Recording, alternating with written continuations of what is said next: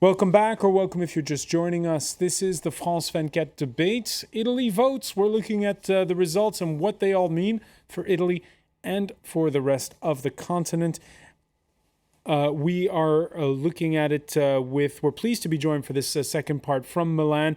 Member of Parliament for the Northern League, Paolo Grimaldi, will be with us. Also with us here in the studio, Francesco Saracino, economist with the OFCE, Carlo Invernizzi of the French Political Science Institute, Sciences Po. Also with us, Augusta Conciglia, Italian journalist for Afrique Asie, among others. Let's first, though, tell you about Silvio Berlusconi. When he went to vote, he still found time on Sunday to lash out at the magistrates that are pursuing the 76-year-old former prime minister for, among other things, soliciting the services of an underage prostitute.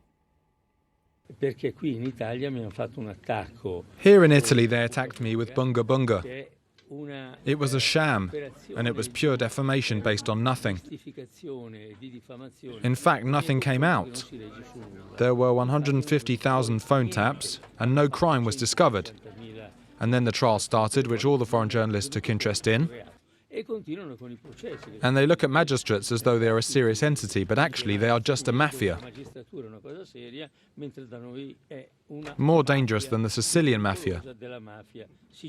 And that's saying something.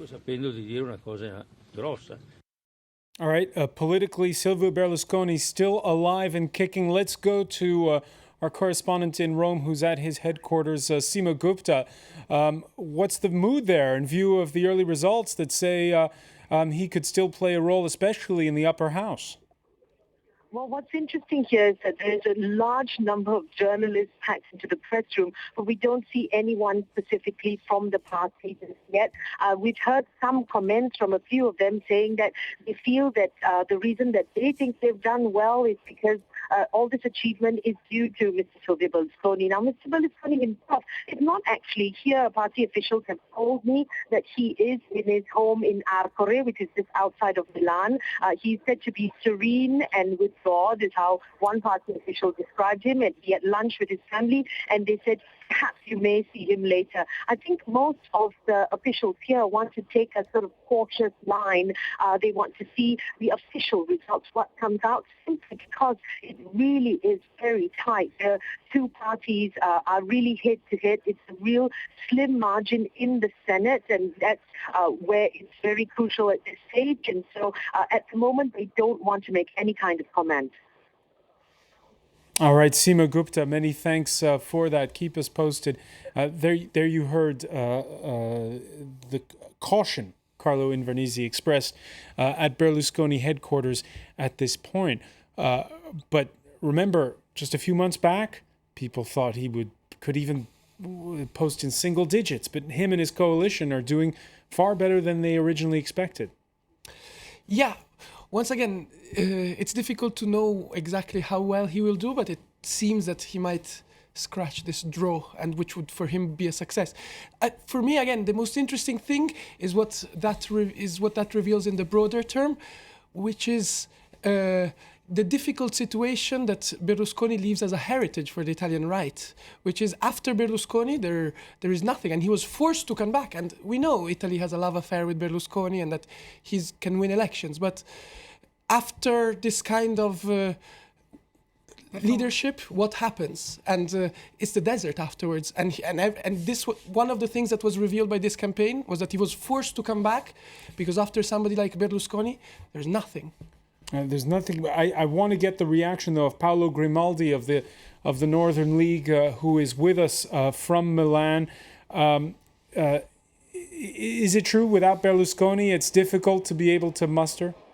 We do not yet have Milan. Let's go to Rome instead, where our correspondent Armin Georgian is with Emmanuel Fiano, of a member of Parliament for the center-left Democratic Party. The question we've been posing here is, how do you explain not only Beppe Grillo's better-than-expected showing, but that as well of the coalition on the right of Silvio Berlusconi? Well, François, we've just heard the word caution from Silvio Berlusconi's headquarters, and I can tell you here, the headquarters of the Democratic Party, there's also caution, a lot of puzzling about the results, particularly in the Senate. I'm joined by MP for Milan from the PD, Emanuele Fiano. Mr. Fiano, thanks for joining us. What do you think is going to happen in the Senate now between you and Silvio Berlusconi's bloc? Well, it's a very hard question. According to this moment, at this hour, we are facing something which is not going to give a government to Italy. No one has the power to build up a government in Italy. According to the results, in the Senate, This is projections, we should specify. Yeah, the projection are telling us that the majority in the Senate is for Silvio Berlusconi, relative majority, not absolute majority, and the chambers of deputy for the PD. So it's a very hard and difficult situation. Who could the PD work with in this situation? Well, it depends from the real results we will have at the end of this very long day. Could you see coming together with the Five-Star Movement if Mr. Monti is kept out of that equation? Well, you know, Beppe Grillo had a very, very strong result. He will represent millions of Italian people in the parliament, in the chambers of deputy and in the Senate. And I think that we should speak with someone who represents millions of people in Italy. I don't know if Beppe Grillo would like to speak with us. This is the question. Presumably someone else who represents millions of people in Italy, Silvio Berlusconi, you must be very surprised and perhaps even shocked at this result so far. If the results will be exactly what the projections are saying now, we will be very shocked. I'm not sure it will be like this, but anyway, we won't cooperate with Silvio Berlusconi. We would like to change Italy. We won't cooperate with Silvio Berlusconi. No cooperation with Silvio Berlusconi. Back to you, François, in the studio. All right, some important statements there from Emanuele Fiano. So, in other words, we could be headed towards an ungovernable situation. No agreement possible with Silvio Berlusconi, but on the other hand, interested in something with Beppe Grillo, and you heard him say, would Beppe Grillo work with us? Are you surprised by the statements there by the Member of Parliament? No, for the reasons we said before, because there are some points of contact between the issues that Grillo carries on and the program of the Democratic Party. On many issues they can come to terms. I repeat, I'm very doubtful that they will be able to form a government that is able to give Italy the change it needs. Because in fact, I tend to disagree with the statement that Berlusconi is winning. Berlusconi is winning his bet. It's very different. And the bet of Berlusconi was to arrive at a situation in which nobody else could form a government, because he knew from the very start that the best he could hope for was a tie. He got it, and to get a tie, he just needed to increase of 6-7 points with respect to the polls before his coming back. So he got that, and now he forces the other parties to try to recompose along lines that are very difficult. They were very difficult ex ante, and I am afraid will be very difficult ex post. Then it's worth giving it a try, because a second election in 2 months' time would be a disaster. All right, and we can now go to Milan and join Northern League Member of Parliament Paolo Grimaldi. Thank you for being with us in the France 24 debate.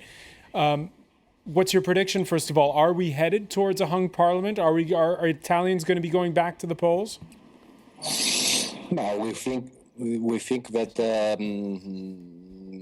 the situation is very hard. It's not very clear, as you told. What it's very important for us of Lega Nord is to have a president of Lombardy, and considering the votes of this region, we are full of chance, and our political project to keep the money, the taxes that we pay on our region, I suppose would be something that we can do, because probably we will win. And again, at the national level, are we headed?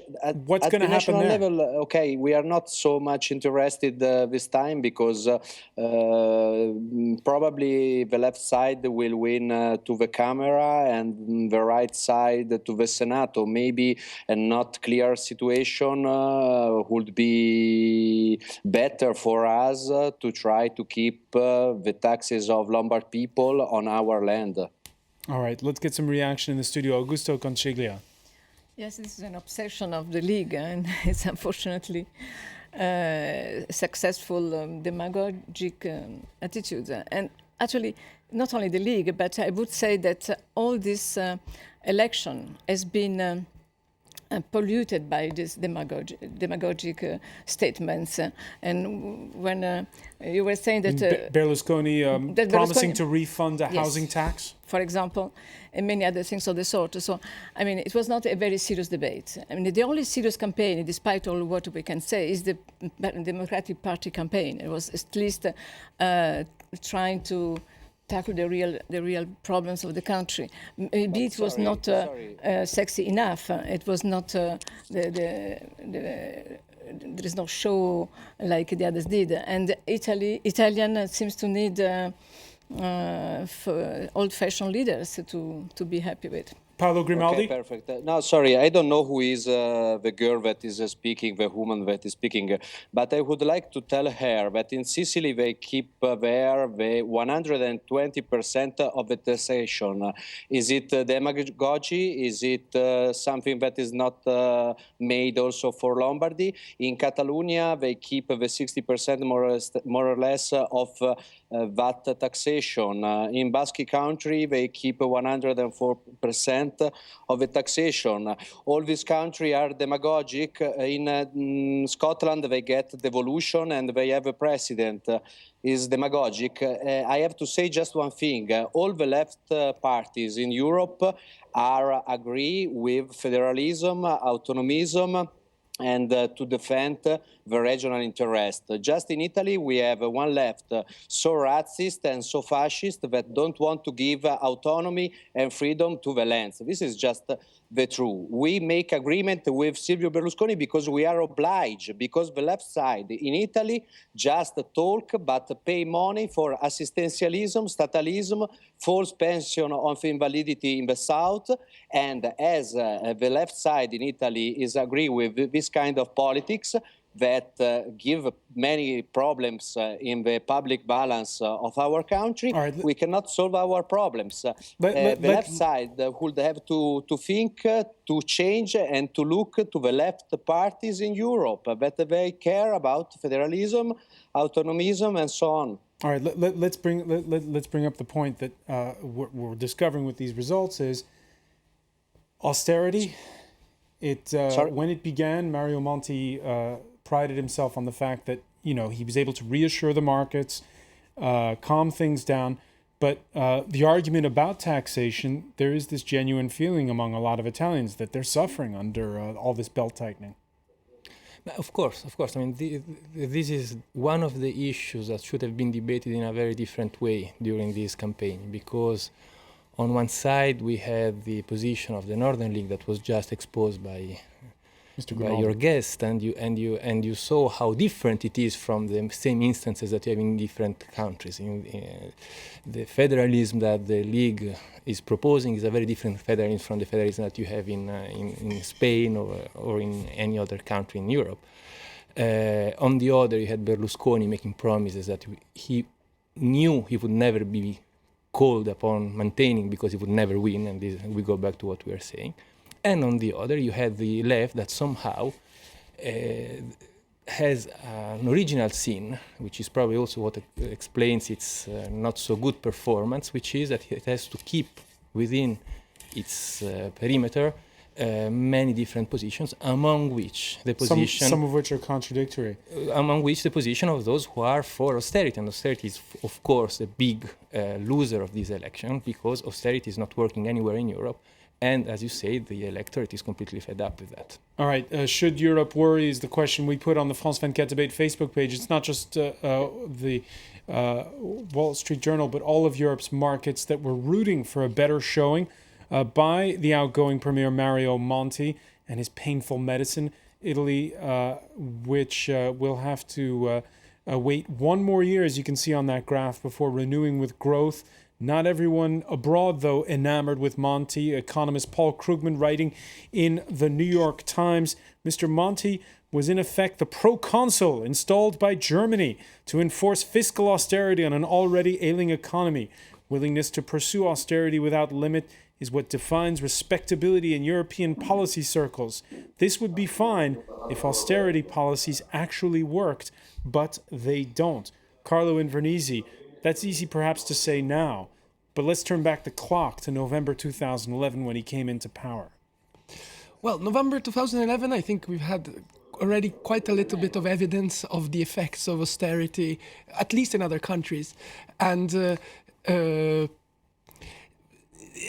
I didn't think it was the right policy then. I don't think it's the right policy now. The question that I would like to ask the others, because I think there is here an interesting question to ask is, do you actually think that the Democratic Party challenged this idea of austerity in its campaign?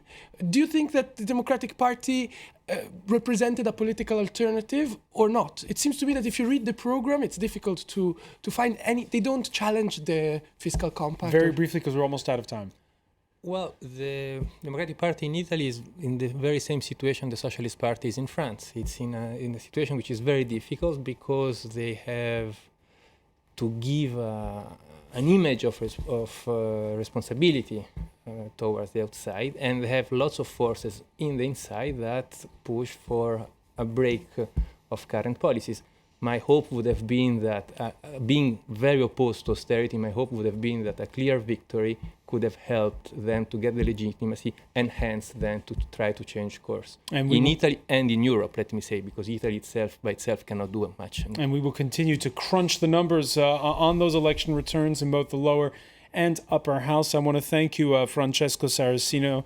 I also want to thank Carlo Invernizzi, Augusta Conciglia, and Paolo Grimaldi for joining us from Milan. Thank you for being with us here in the France 24 debate.